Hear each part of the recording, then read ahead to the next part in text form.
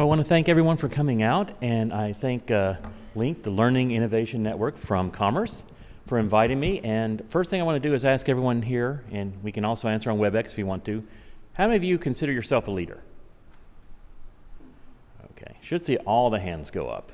Because as we'll talk about later on in the program, everyone that influences somebody is a leader.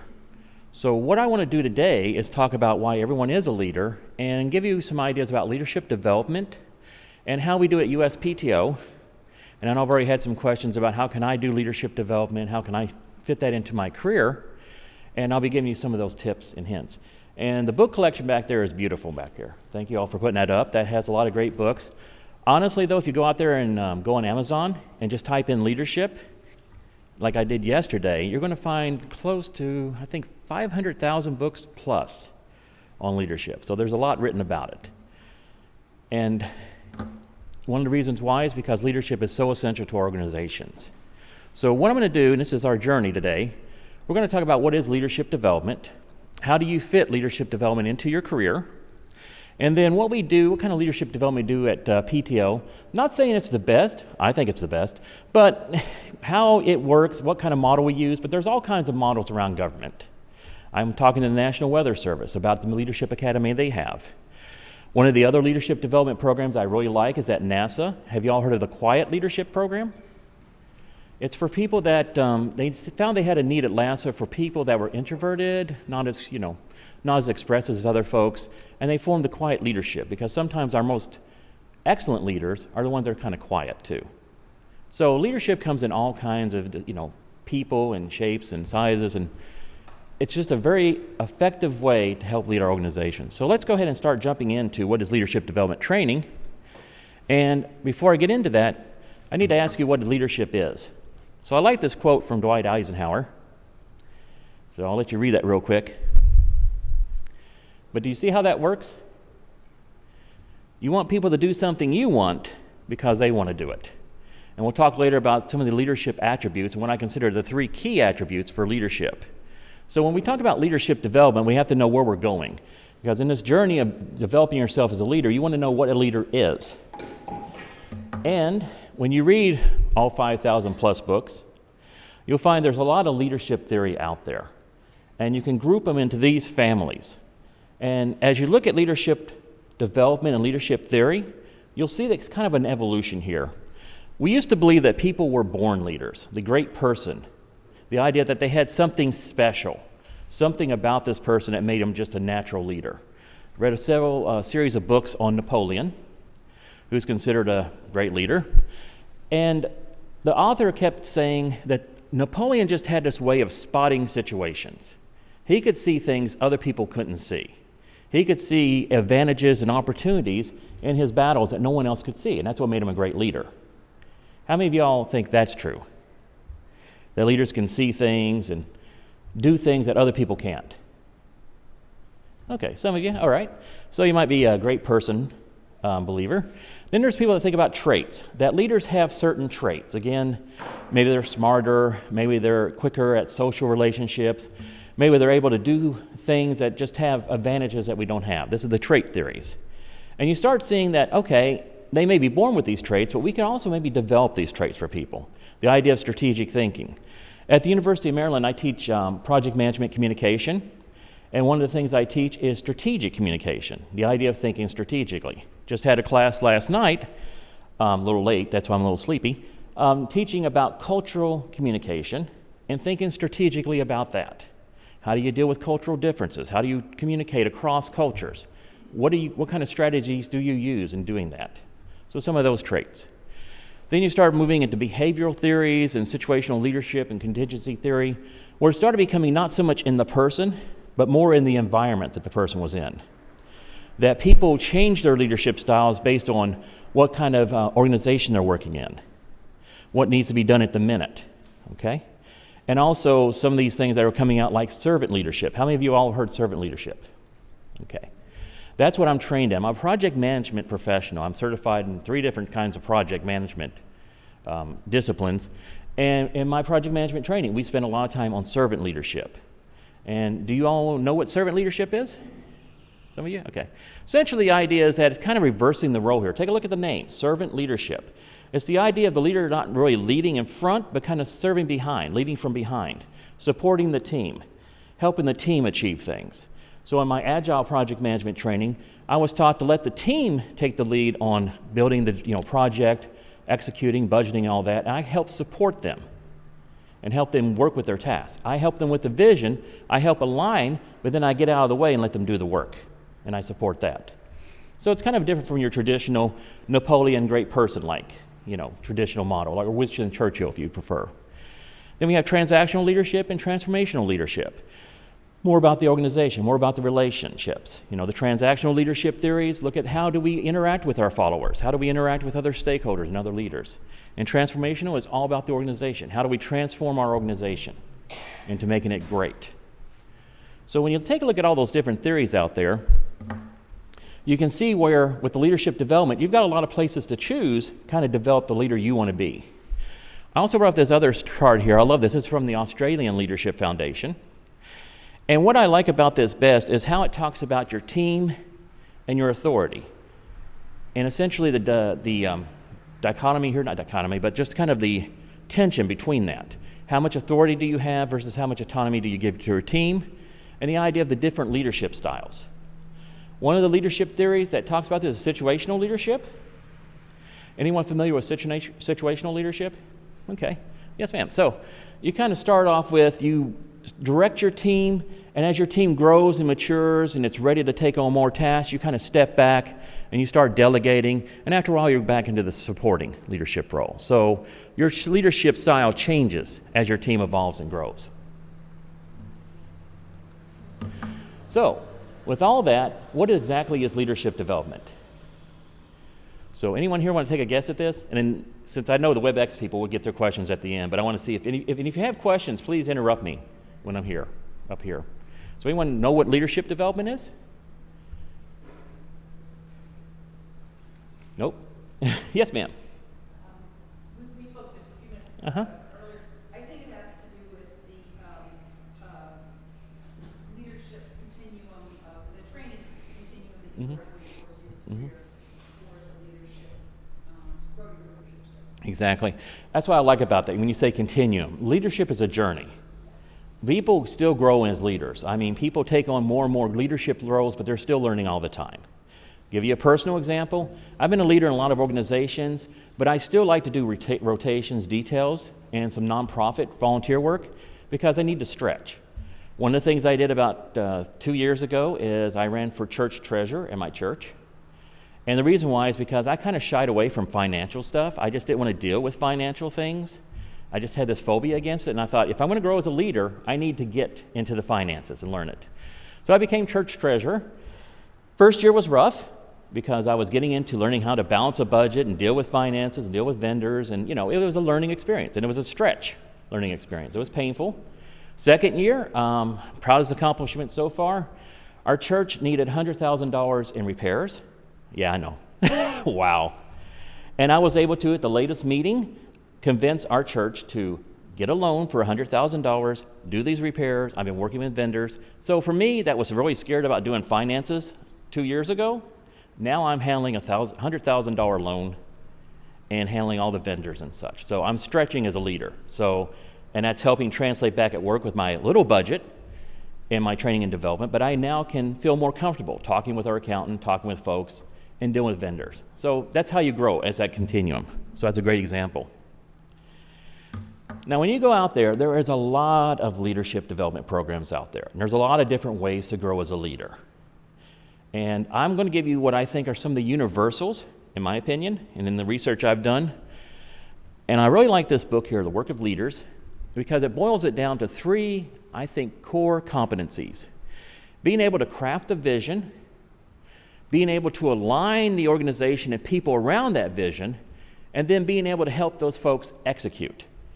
Remember, one of the biggest things about being leaders, and this is one of the biggest changes I had to make from going from operations to becoming a leader, was understanding that I don't do the job myself anymore. I work through other people. I'll do some stuff myself, of course, but I got to work through other people and help them use their efforts to achieve our vision. So you see here, it's like 18 parts here, and you can see all the different things that you can use to work with. So one of the things when I do is with my leadership development program, once we determine what the leadership model is think about, okay, we have these set of skills. Now, how do I build the classes and courses and details, role assignments, all these different things to help people arrange and get these skills? And another one I go to, another good book, Applied Leadership Development. And what I like about this gentleman's model is this is the J curve that he has. And see where you have what leaders do, and then how leaders lead, and the mastery of those. So those are skills that you set up, that you help people with. And I look at courses that we have, and I'll show you a little bit here with some of the courses. How can I help people develop those capabilities? But more importantly, how do I help them go out and try out those capabilities and work with those capabilities and grow those? Because I know with some of our courses, you sit in the class all day, you hear about leadership, it all sounds really good, and you think you've got it, right? And then you go out there and you actually try to apply that leadership skill, and it just falls apart on you. In learning theory, we call that the illusion of knowing, okay? And how many of you have had that happen to you? You've gone to a class, it sounds really good to you, and you're ready to go out those, and then Monday morning you try those skills, it is a disaster, right? That's the thing with leadership. It is a journey, and one of the things I want to impress upon you, you're going to have failure. I've had a lot of failures. We could spend the next hour talking about my leadership failures. But you learn from those, and you learn how to work with that, okay? I don't think there's any leader that's gone out there that has been able to execute perfectly from day one. So, one thing I want to do is take a quick detour. Now, we know what a leader is, right? You have an idea? Okay. What's a manager?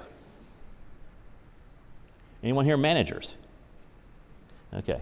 And what do managers do? Are they leaders?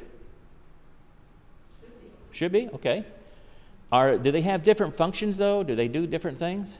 Okay, yeah. And this is a great article here by Cotter, what leaders really do. And you should have a copy of this, October 2001 Harvard Business Review. And what I like about this chart, it really talks about the common things we want to do here. What are we setting out to do? How do we deliver results? How do we make it happen? What are the outcomes? And then you can see what leadership does and what managers do. Now, I don't want to start that fight about leaders are better than managers or managers are better than leaders. They both play an important role. And sometimes, like a project manager, I'm a leader. Sometimes I'm the project manager. I have to jump in, put the budget together, put our task list together, make sure things are on schedule, working well, and that we are doing what we need to do to execute that vision. So sometimes you have to shift back and forth. But when we look at our leadership training and then we look at our management training, you can see sometimes how we emphasize on different skills. And sometimes as a leader, I've seen some really good leaders, excellent leaders, that have a great second who's more their manager. I had a really great leader back in GSA when I was a presidential management fellow. This is back in the late 90s, so it's a long time ago.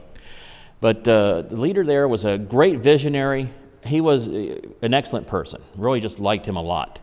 He had a great second in command who was a good manager. So whereas Frank was the great visionary and could do a lot of things and rally everybody, Bob was the guy that made sure things got done and helped support Frank. And it was a great partnership there. Kind of like we used to refer to him as Kirk and Spock. So kind of how that kind of works there, that dichotomy. So sometimes in leadership development programs, I take a look at our folks and I think, okay, they might need a little bit of managerial training too, just to help them also execute on those visions. So, how does leadership development fit into my career? Let me ask this question. How many of you are currently doing leadership development? Okay. Are you taking courses? You reading books? How many of you all have done a detail? A few of you? Okay. Do you have you done anything in nonprofit or outside of work? Do you volunteer at your church, nonprofit association? Okay, perfect, yeah. So you're taking on leadership roles there too. There's all kinds of places to take on leadership roles. Sometimes when people come to me and they want to do a detail and it may be hard to schedule, I say, well, have you thought about maybe doing a nonprofit volunteer position? You can learn a lot there. and it does apply. And as I say, you put it on your resume, people most of the time don't care if it was paid or not. You know, I've actually gotten some folks interested because I'm doing the church treasurer. I'm not getting paid for it, but it's teaching me a lot of responsibility. So like I said, everyone is a leader because everyone influences somebody. And one program I'm working on right now with the Chief Financial Office over at PTO is helping them put together a leadership development program, because a lot of their people are sometimes put on temporary assignments, or they have to be leaders for about 6 months or maybe a couple of months or so because another leader's out of the office or whatever. So they're wanting, I think we're calling it just-in-time leadership skills, so that if you're here working in a staff position, all of a sudden I got to run a division here for a couple of months, okay, I can step in. I feel confident to step in. So we're putting that leadership program together. Now at PTO, we have this nice little pyramid. And I don't know if you can get to it on our intranet, but if you can, it's kind of a neat little graphic and it spins and all that fun stuff. But that's how we envision leadership at PTO. So you see at the bottom we have the individual leaders. Then we have aspiring leaders, new supervisors, mid-level leaders, and senior level leaders. And as I'll show later on, each of these positions has different skills and competencies that we train you, so that as you go further up, you get closer and closer to that vision, alignment, and execution set of skills. So I do the individual leaders and aspiring leaders. And I'm really proud of the individual leader one, because this is kind of epitomizing our philosophy here at USPTO about everyone is a leader. So even if you don't take a leadership position or formal one, or you're not a team leader, whatever, we still want to train you in different leadership skills. Because one of the things I found, and this is what I do with my project teams, I'll train my team members in project management, how to be a project manager, even if they don't want to be, just so they can understand my job. Some of you leaders out there, wouldn't it be great if people understood your job sometimes and what you have to go through and some of the pressures? Wouldn't that be helpful? So that's what I do there. We help people understand, well, what is it like to be a leader? What do leaders go through every day? And what skills can I use here? So as you can see, we have a set of skills. These come from OPM, Office Personnel Management. And what we do is we have courses, and I'm introducing some other things, some role-playing, simulations, other things to help people practice these skills. But you can see this is a lot of essentially kind of being a critical thinker, learning to lead yourself, being a good problem solver, being able to work on a team. The oral communication, oh my goodness, the communication is one of the most important things. If I had to say this, how many would you agree with this? That being a leader is being a good communicator. All right? And one of the things I include, and I tell the students is being a good communicator is also being a good listener. How many of you wish the leaders sometimes would listen more? Okay? That's what we were talking about last night on cultural communication. I said one of the best things to help you in cultural communication is learning to listen and really listen to the person and observe what they do. Because that's one of the things that helps get you out of trouble. Because, you know, I know when I've gotten in trouble before is because I just kind of went on and rambled and blindly didn't listen to the person and just got out what I wanted to say and shut down the communication. So I got to tell you, our communication course is probably the most popular. I have waiting lists that are amazing for us, and like the writing. Another thing I've been trying to train people to do is collaborate. I love how we hand people collaboration software. At PTO, we just got upgraded to Windows 10, and we got the whole new Office Suite 2016. And you know, they have SharePoint, that great collaboration tool. And how many of you all have, when we had the SharePoint, did you know exactly how to collaborate on that tool? Yeah. I learned this at Office Personnel Management. I was on the Open Government Detail. We handed out this collaboration software, and we thought, okay, you've got software, now you can collaborate. Yeah. Had to train people on how to collaborate. I think one of the most important skills, though, is continual learning. Learning how to learn. Learning your job. Because as a leader, you know, you're going to have to constantly learn. And the soft skills are pretty, you know, permanent. The learning how to communicate and all this. Technical skills, they have a half-life nowadays, don't they? They have an expiration date. And just being able to keep teaching yourself new things is always helpful. Now, the aspiring leaders are when we get people that are pre-supervisory. And as you can see with the skills, they're kind of moving more towards the organization, the execution and alignment. They're more about working through other people. And one of the big things I like about this is the idea of, again, collaboration and team building, but also teaching flexibility and teaching people how to be flexible and how to work with other people. And 2 classes that we run, which I think are really good, is preparing or making the decision to become a supervisor and then understanding the role of a supervisor. And I think these are really important classes because in the first one, we have them look at their values and we have them do a very in-depth assessment of themselves and understand what do they want to be, why do they want to be a supervisor? Why do they want to be a leader? Is it in their values right now? Can they be a leader right now? You know, some have family responsibilities, some have children. You know, there's things going on in their life. Can they commit to that job? And then with the understanding of the supervisor's role, we give them a lot of work on how do you understand other people, how do you work with other people, and emotional intelligence. We have emotional intelligence classes, which I think are very useful for leaders, so that they're self-aware of their own emotions and emotions of others. Because we know how people are, right? All right? We know sometimes it's difficult to work with people. Sometimes people have things about them, and it's being able to be aware of yourself and how you react to people, and also how people are reacting to you. And then, anyone recognize these? Anyone in here an SESer? Working on being an SESer? Okay. The executive core qualifications. Now that's where you get into the vision, alignment, and execution. Building coalitions and communication, leading change, leading people, business acumen, results driven. That's really about getting that vision, aligning everyone around that vision, and executing.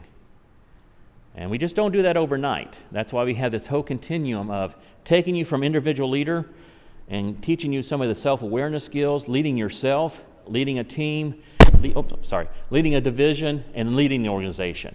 Because again, it's a journey. You got to keep building yourself.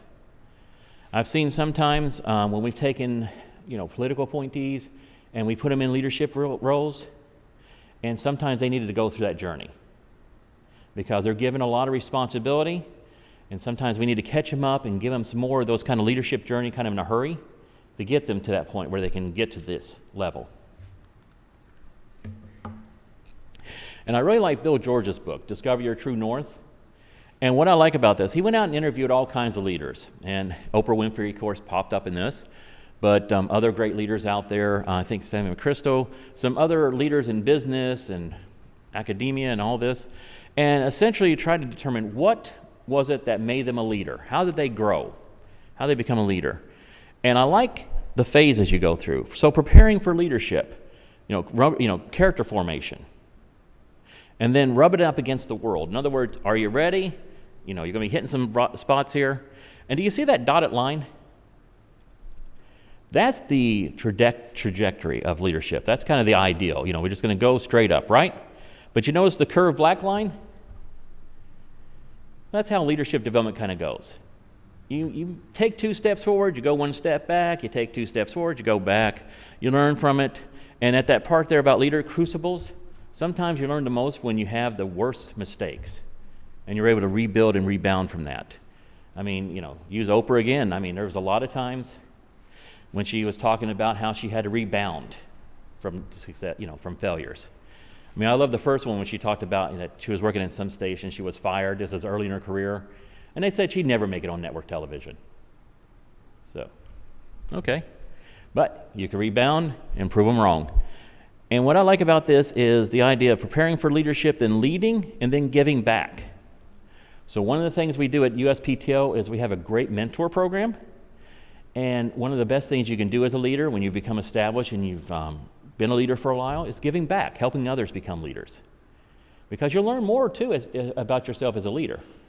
A lot of folks, have said when they've done the mentoring, they learned a lot more about themselves, probably more than the mentees did. So again, it's all about knowing yourself and leading yourself first. And this is what I look at in our program. Having the 180-degree assessment, have them think about themselves. We do a development plan, have your supervisor and yourself talk about where you're going, what you want to do, and then just develop these kind of soft skills, the emotional intelligence, empathy, decision-making. I spend a lot of time talking to folks about establishing trust and establishing a safe environment. One of the books, an excellent book, if you haven't read it, is Crucial Conversations. Anyone read that? Okay. Great book. I assign it in my project management class. I tell folks that this is a great way to learn how to speak to people, and the idea of creating a safe space for people to communicate with you. Because a leader should be someone that you can feel like you can talk to and work with, and that they've got your back. So I'm going to talk about what kind of leadership development courses we have. And again, I've had some questions before this. Do we offer it to all of the Department of Commerce? Unfortunately, no. We've got 1,200 plus people, or 12,000 plus, 12,000 plus employees at Commerce. So I got my hands full, and my team has got their hands full, putting these courses together. But we are certainly glad to talk to people and help you develop a leadership development program and share our expertise, and we'd love to hear from you. Like I said, I'm talking to the National Weather Service. They got a leadership academy. I can't wait to get some more information about how that works. So, and I know there's a lot of text on here, and I've broken one of those cardinal rules of PowerPoint, but I wanted to give you an idea of just the wide range of things I do in the classes we teach.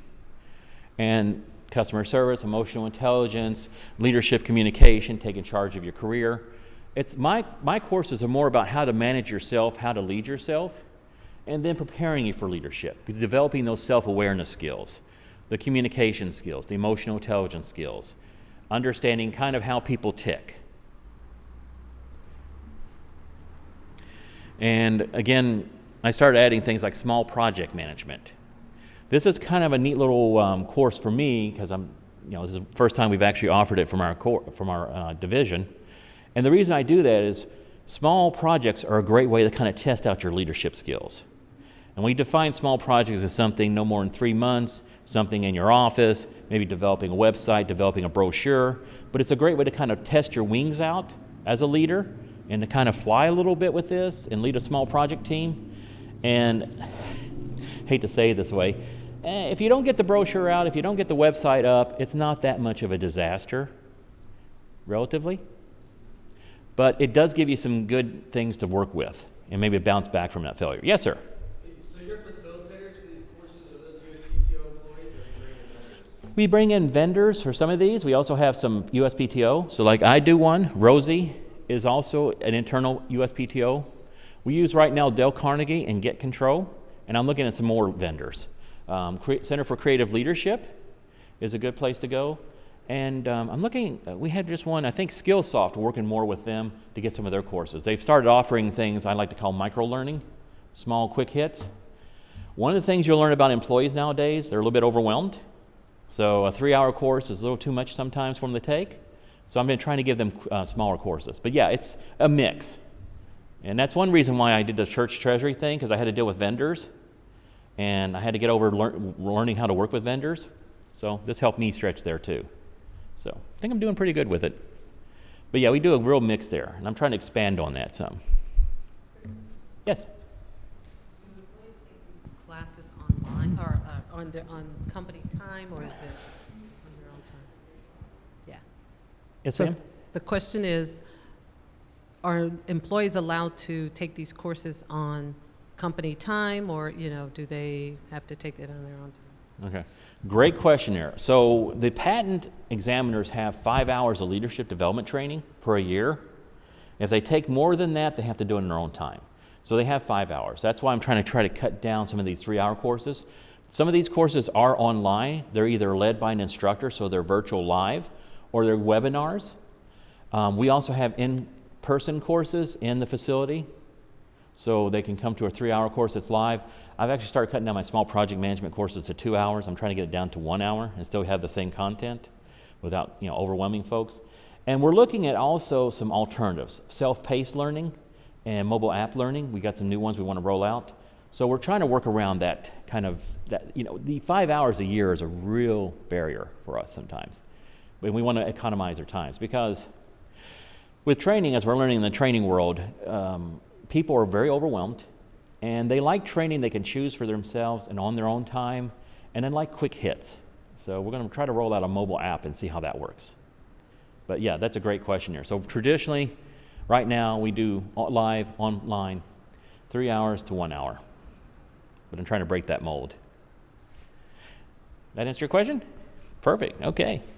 So this is our new supervisors. This is a colleague of mine, Shalimar, and she runs this. And this is actually a curriculum set by Office of Personnel Management. We have certain goals we have to reach. And this is where we take supervisors through, let's see, I think she said it was like a 6-week course. We have several hours. I think there's all-day courses they take. And really get them into what it means to be a supervisor. And they have a certificate at the end of it, and they do a capstone project, which I think is really nice. And you can see here, they're really learning how now to work through other people, to set the vision, to align people, and learn how to execute. So they're getting those skills there. Our mid-level leaders, again, I just want to show this real quick. These are the folks that are above supervisors, but they're not senior level yet. Notice how their skills and competencies have changed. So more analytical skills, conflict management, that's a popular course. Managing the remote workforce. As you know, most of PTO's workforce is distributed. They work at home, telework. So we have to learn how to deal with a distributed workforce. And the idea of leading change now in systems thinking. Then our senior leaders, that's the vision, execution, alignment. So that's the kind of competencies and skills we teach there. So kind of ended a little bit early here, but that's fine. I want to have some room for questions, and I'm certain the WebEx audience has some. And just want to tell you that leadership is a journey, okay? You never stop being a leader. I mean, no matter how high you get up in the leadership skills, there's always still more to learn and still more to take on. So that's why I'm kind of giving that plea to you that some of you folks that are senior leaders, that have been accomplished leaders, think about mentoring. Think about giving back. So I want to thank you, and I am open for questions now. This is my contact information. Please feel free to contact me. I'll be glad to talk to you more about this and leadership development. And if I can just do a shameless plug here, not only am I a government worker, I'm also an academic. That's why I have the doctor.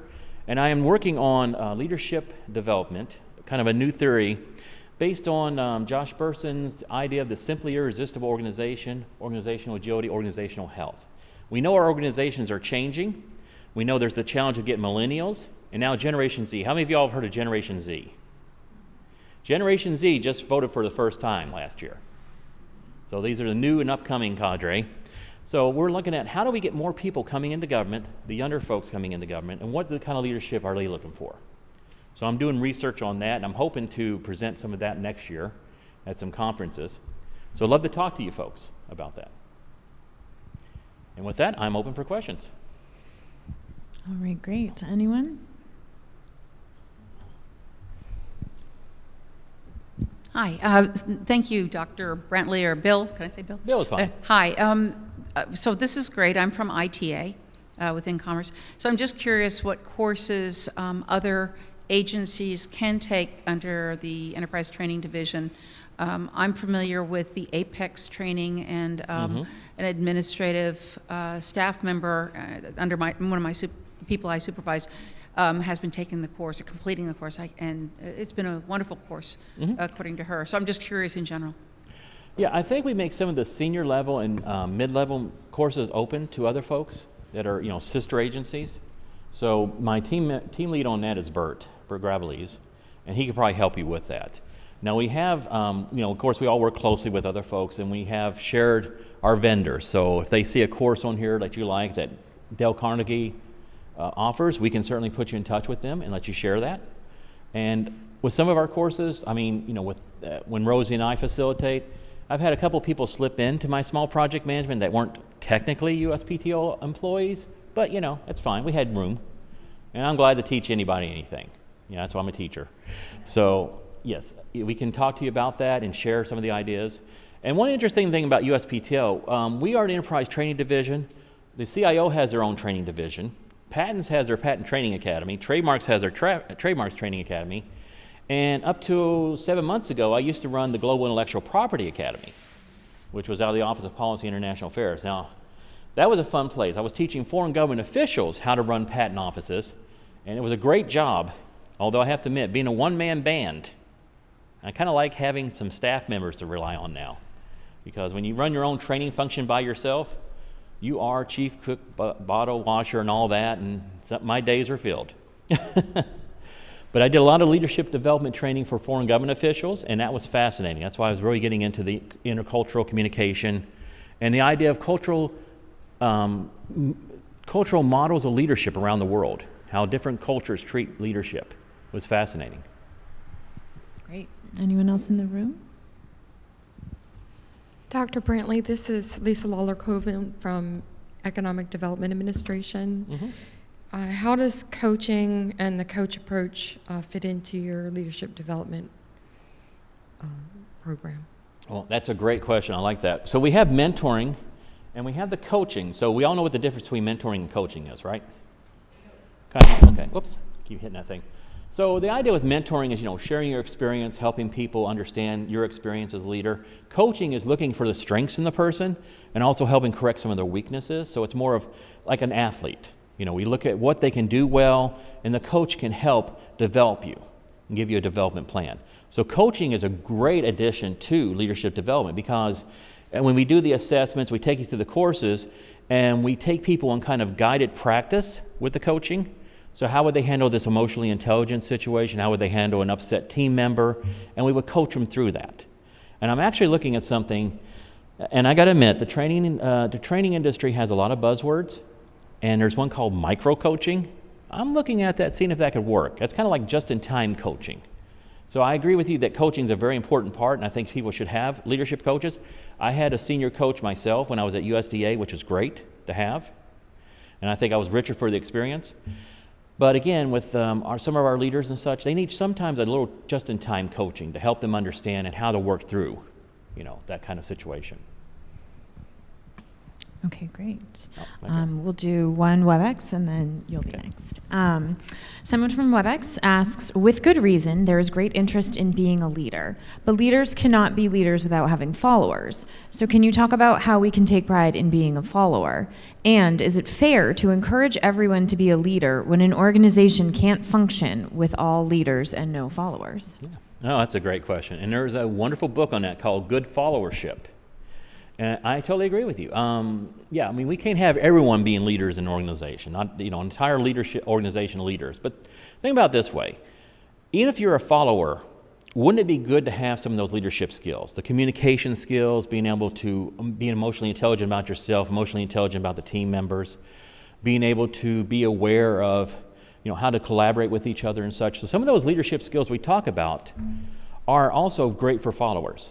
And you're absolutely right. And I've had project teams before where some people do not want to be a project manager. They like being a project team member. That's what they're doing. I did a lot of IT project management, and some of my developers didn't want to lead anything. They like developing. I kind of like developing myself. I find it very meditative. But they didn't want to be a leader. But sometimes, if I'm out sick, they had to jump in. But it was great to know that when they can do that for me, but when they wanted to, they can step back and work on what they want to do operationally. So, not everyone wants to be a leader, and that's fine. And it's great to have those great followers. Again, like I talked about my boss, the Kirk and Spock thing, sometimes we need a good Spock. Great. I guess my question is completely related to that. I am kind of shocked by the fact that you seek leadership, meaning that my understanding is that you are declared a leader. So it's not your, you're not making this up. Somebody is going to say, yeah, you can follow this person because this person has something to share.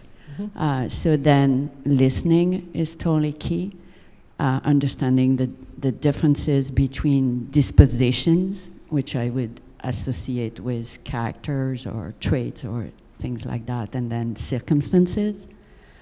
And then I am from ITA, and so there's a certain culture in ITA, which to me has difficulty to understand leadership, especially leadership, when you are declared a leader, mm-hmm. but you do not declare yourself a leader. So I'm still, how do I find in my job, on my team, And I like the question about followers versus leaders, because those followers, to me, are the dots, and the leader is the person who help map those dots. And I guess I still have to work on that. How do you, if you have an intention, or if you are interested in context, how do you help the mapping on the dots? All right, great question. Again, I mean, it's interesting sometimes when we talk about leadership that people say, well, I want to be the one that's kind of doing this stuff. So I can see where you're going with that. And there's other models. You might not be a formal leader, but maybe you're a peer leader. And sometimes your peers look to you for leadership on certain things. You might be an expert in a field, and they look to you to help them with that. So that's how sometimes you can connect the dots and work with that.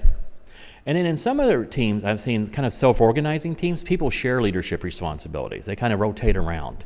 So again, I'm not saying everyone has to be the leader and have to jump out front. Sometimes it's good to be a follower, but realize there's moments, and this is when some of the theories of situational leadership, where there's a leadership moment and someone needs to step in and take charge for just that time and do that. And so if I understand your question correctly, it's like, everyone pushes me to be a leader. I really don't want to be a leader, per se like that in the traditional way, but there may be some moments when we need you to step in and kind of help lead for a little bit, to help us connect that one dot to another dot and work with that. Does that answer your question? Sorta? Okay. Thank you. I'm Cynthia Cole with ITA. So my question kind of piggybacks on what you're just asking. Do leaders have to supervise, in your opinion? And on another vein, would you define a manager as a follower? Okay, so you got two questions there. So do leaders have to supervise? We have some leaders that are team leaders. They're not really supervisors, but they kind of have the informal role. So you don't always have to be a supervisor. And sometimes with folks that are leaders, they don't really want to be a supervisor, because sometimes the supervisor role is a lot more managerial than what they want to go for. So I can see that. And then your second question again, if you could remind me?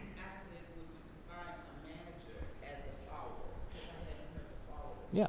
Well, some managers can be followers. I mean, they are doing the managerial duties, as we had that chart up there, and they're executing on. So, I mean, honestly, as church treasurer, I feel more like a follower. I'm following the dictates of the council. I'm following the dictates of the pastor and the congregation. I'm using my expert authority, and I'm helping them do things, but I'm just saying, look, we need the church fixed. Here's what it's going to cost us. Here's who we can get to do it. What do you guys want to do? I'm following. I'm taking direction. And, so I may be leading in some aspects, but I'm also following. Yeah. Does that help? Mm-hmm. Great. Anyone else in the room? Yeah. All right. Well, thank you so much, Dr. Brantley. This Thank was you. very informative and helpful.